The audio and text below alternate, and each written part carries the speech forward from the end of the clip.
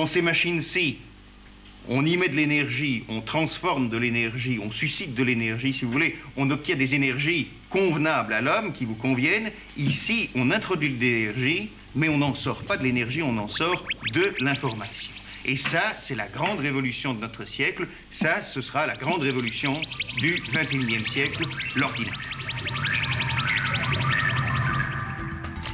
Et depuis les années 70, l'évolution de l'informatique a dépassé toutes les prévisions. Aujourd'hui, la mode est au réseau sans fil, disponible partout, à la maison, dans des entreprises et dans des lieux publics. Mais qui dit sans fil, dit aussi accessible assez facilement, et donc vulnérable. Plus généralement, Internet regorge de dangers pour des utilisateurs naïfs ou mal informés. Le piratage informatique, la cybercriminalité menacent tout internaute mal protégé, qui peut carrément perdre le contrôle de son ordinateur sans même s'en apercevoir. Les pièges et les risques d'Internet, c'est une enquête menée en Amérique du Nord et chez nous par Mario Masson, Janita Richard et Felice Gasperoni. Lundi 7 février 2000. Yahoo.com, alors le site le plus fréquenté d'Internet, s'écrase. Le lendemain, c'est au tour de Buy.com, puis eBay, CNN et Amazon.com. Aux États-Unis, le FBI est sur les dents. Jamais une attaque de cette envergure n'est survenue dans le cyberespace. Le responsable est un adolescent de 15 ans. Nom de code, Mafia Boy. Sûr de lui, il parle ouvertement de ses exploits dans différents forums de discussion. Les patrouilleurs américains du cyberespace sont à l'écoute. En suivant la trace électronique de l'ordinateur de Mafia Boy, ils remontent la filière jusqu'à l'île Bizarre, une banlieue cossue de la ville de Montréal, au Québec. Le FBI demande alors l'aide de la Gendarmerie royale du Canada. Entre en scène le sergent Marc Gosselin. Je travaille sur le dossier de la section fédérale. Ça a été médiatisé énormément, ça a fait le tour du monde et les gens se demandaient réellement comment quelqu'un pouvait paralyser des sites aussi gros que ceux qui ont été mentionnés plus tôt avec des outils informatiques spécialisés. Là. Les gens ne croyaient pas vraiment que c'était possible de le faire jusqu'à ce que ça arrive. L'attaque menée par Mafia Boy paralyse les services de ces différents sites pendant des heures, sinon des journées. La conséquence de toutes ces paralysies, des pertes financières qui sont estimées à plusieurs millions de dollars. Rapidement, l'étau se resserre sur le jeune hacker, le jeune pirate. Il retire alors le disque dur de son ordinateur et le jette dans un lac. C'est sans compter avec l'expertise développée par les policiers canadiens. Ils peuvent plonger au cœur de la machine pour lui faire cracher ses secrets numériques.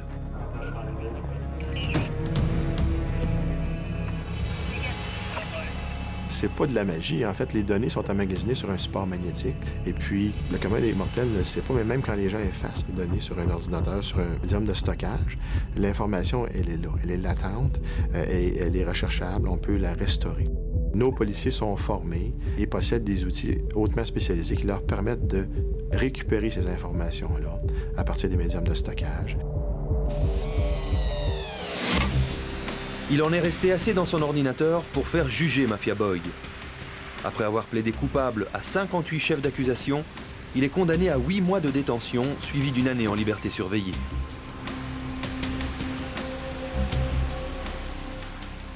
Ça se trouve être le processeur qui était dans l'ordinateur qu'utilisait Mafia Boy lors des attaques sur les sites Internet là, aux États-Unis. Il n'est pas très puissant, le microprocesseur en question. Mais c'est assez pour que Mafia Boy prenne le contrôle d'une 50aine d'ordinateurs et leur ordonne de passer à l'assaut des sites qu'il a ciblés. C'est ce qu'on appelle une attaque par saturation.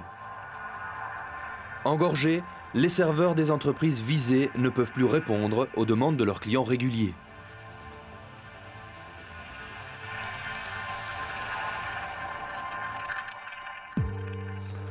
En l'an 2000, un autre cas fait la une des journaux. Cette fois, il s'agit d'un jeune homme originaire du Pays de Galles. Nom de code, Curador. Il a volé 26 000 numéros de cartes de crédit à partir de sites de commerce en ligne. Au-delà du délit, ce qu'il y a de plus frappant avec Curador et Mafia Boy, c'est qu'ils prouvent que les hackers n'ont plus besoin d'être ultra compétents ou particulièrement géniaux pour être efficaces.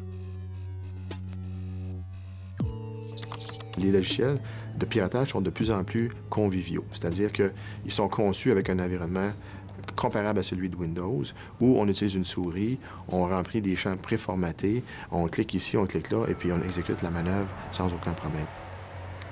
Le cyberespace est une véritable caverne d'Alibaba pour les cybercriminels.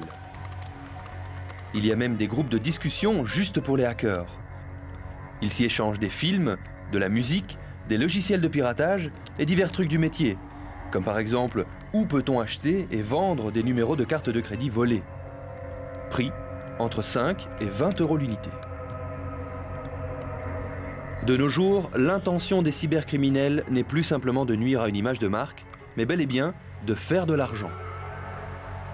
Place maintenant aux demandes de rançon sur Internet.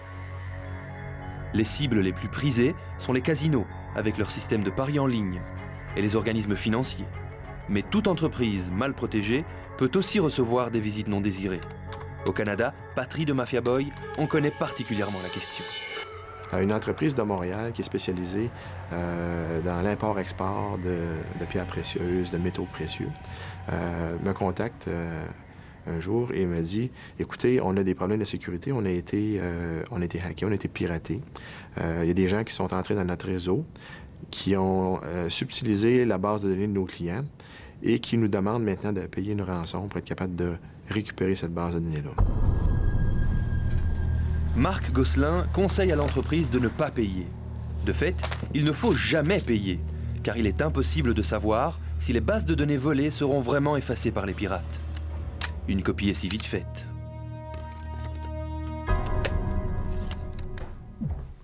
Le cyberespace est le haut lieu d'un autre type d'arnaque, connu sous le nom d'hameçonnage ou encore phishing.